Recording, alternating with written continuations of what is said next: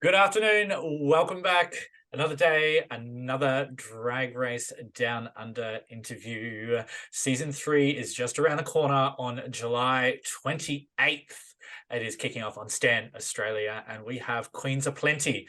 I'm talking to another one today, and it is the absolutely stunning Miss Avis Loren. Good afternoon, darling.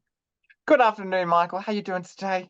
I am fabulous. I'm loving that your makeup is color coordinated with my outfit and my hair today. We are just I matchy planned it. matchy. Yeah, I planned it. Your mohawk's very straight and fierce, and I'm very gay and fierce. So there we go. I love it. I love it. I love it.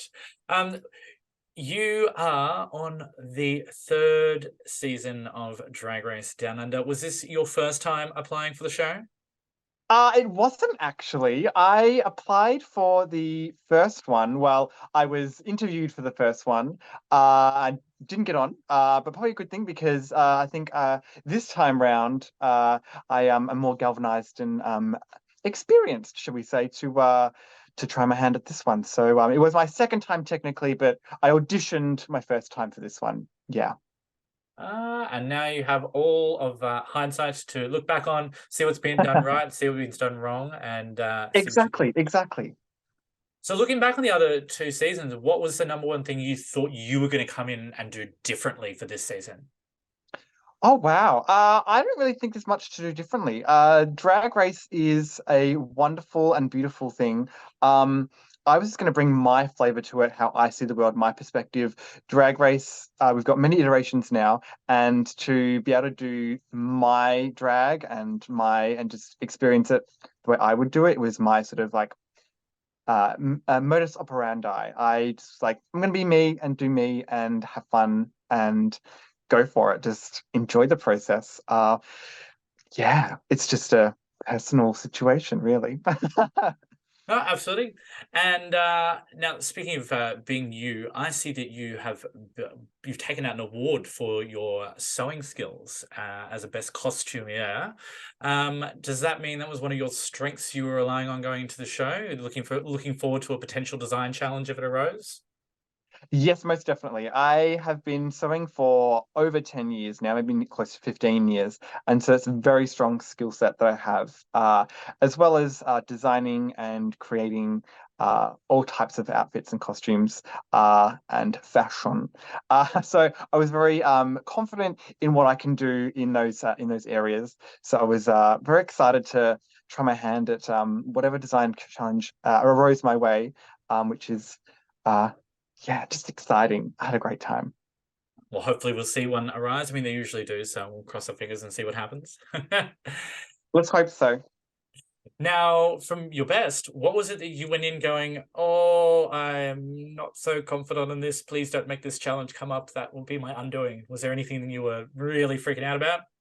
I suppose like maybe acting. I'm not the strongest actor. I haven't had that much training, if you get my drift. So I was like, oh, I hope I can get it. I hope I can, turn my hand at being an actor, an actrice, and make it believable or really not believable. I'm not sure what I would be able to do with that, but yeah, it was a bit of that was a bit. I'm a bit scared about that, to be quite honest. It was a bit scary. I mean, that's perfectly natural. Everybody goes in with their strengths, and they go in with the things that they know, could potentially be their undoing. Did you do any training for that before you went in? Did you go and take some acting classes to see if you can bump your skills up? I haven't. No, I probably should do that. Anyone know a guy? Anyone know a gal that I should call Nikki Kidman or something like that. Maybe she might be able to help. Or maybe Renee Zellweger. She's got a new face these days as well. So Phone a friend. Phone a friend. Fair enough. Oh yeah, I'll just get her to come in and do it for me. Yeah, it'd be Yeah, great. yeah, exactly.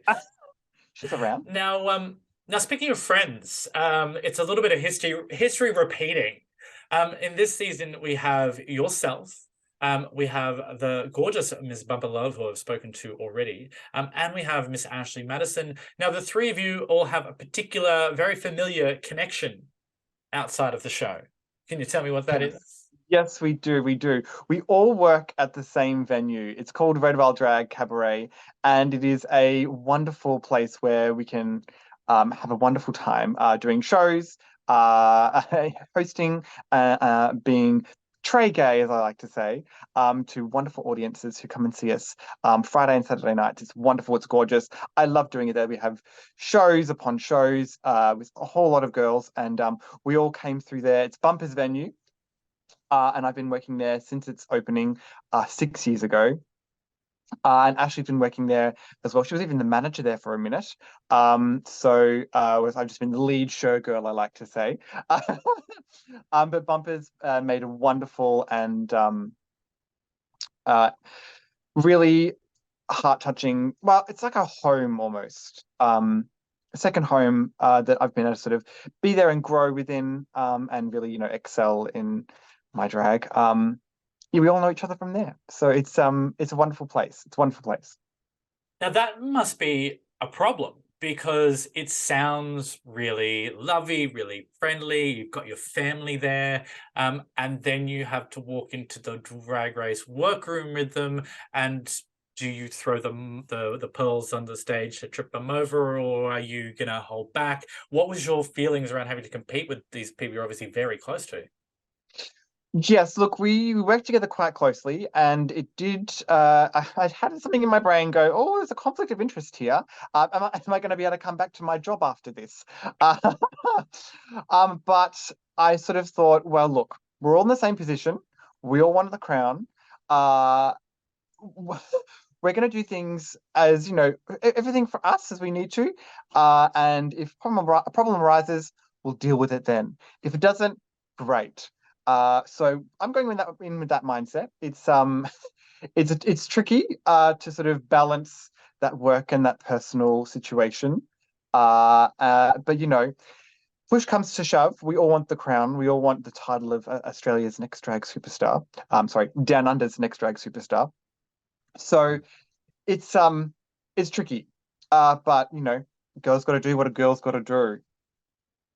Oh, absolutely. And I can see, and I love doing these pre-interviews. I can love seeing the trickiness as well of the how do I say what I'm hoping to talk about things happening, but they've already happened and I can't say them. I've got to sit on this big fucking secret. How hard is it to keep sitting on that secret, particularly when the three of you disappeared from work at the same time?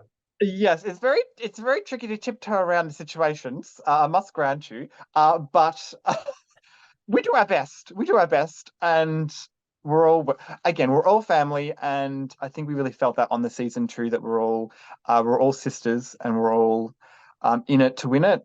But we're all a family as well, and that at the end of the day, we're going to be having a wonderful time together during the season, after the season, and it's we're all sisters. We argue, we squabble, we have a tiff every now and again, but we come back together with love and support, and that's what Redwall is. That's what the queer community is, and that's what and that's what RuPaul's Drag Race really is as well. So Fantastic. It sounds like it's going to be a great watch. I can't wait to see the three of you, as well as everybody else. It's fucking talented season, I got to tell you. And as I was saying before, it's like it's a resume season. It's not just everybody walking in and they got some talent. Everybody has got some serious stuff under their belt. You're all very seasoned entertainers, and I just cannot wait to see how every one of you pull that out of the bag.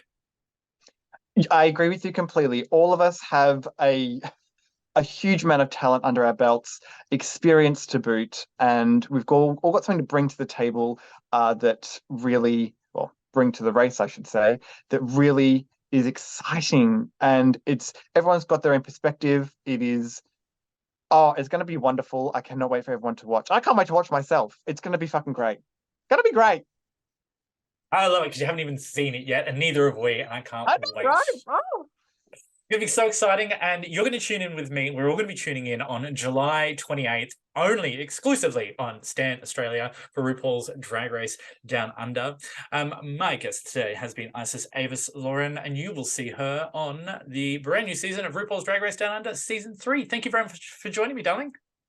Mwah, you're very welcome. Stay safe, and we'll see you on the TVs, all right? We'll see you then, Bye. doll. Mwah, mwah, mwah, mwah, Bye-bye. mwah.